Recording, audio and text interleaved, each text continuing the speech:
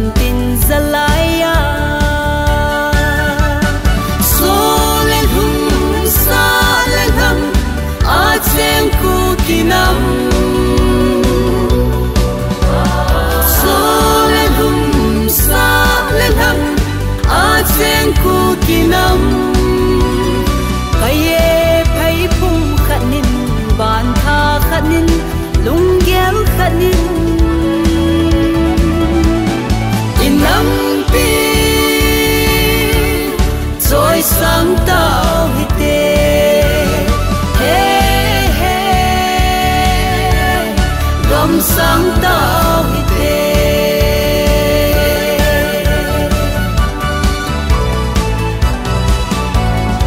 nắng phung nắng giang đi lâu vinh cây phung cây giang đi lâu vinh cây lên bên đỉnh cây hậu bên đỉnh cây chính bên đỉnh đi lâu vinh số lắm mà còn hung lắm ghê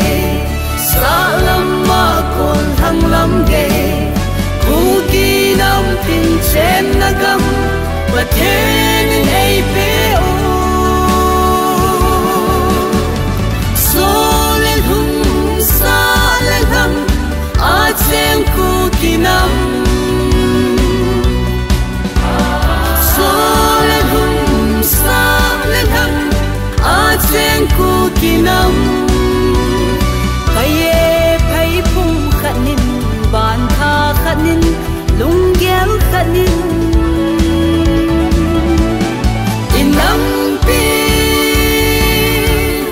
rồi sáng tạo hi tê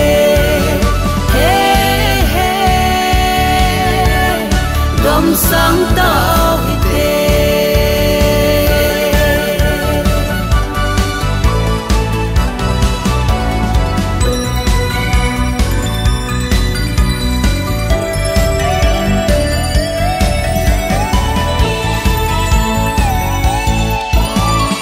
bất thiên tuấn xa cụ kiến nắng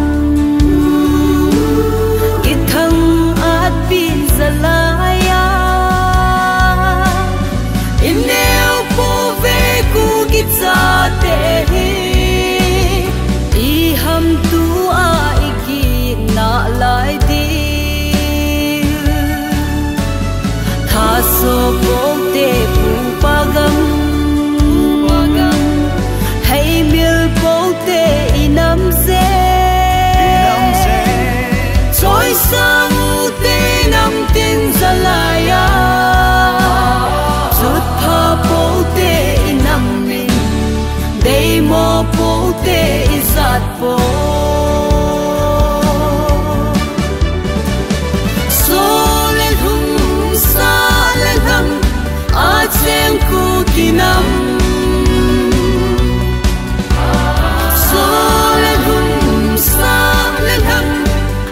trên cú kỳ năm phải phung khát nín bàn tha khát nín lung ghéo khát nín in năm pi rồi sáng tạo hi tê gom sáng tạo hi tê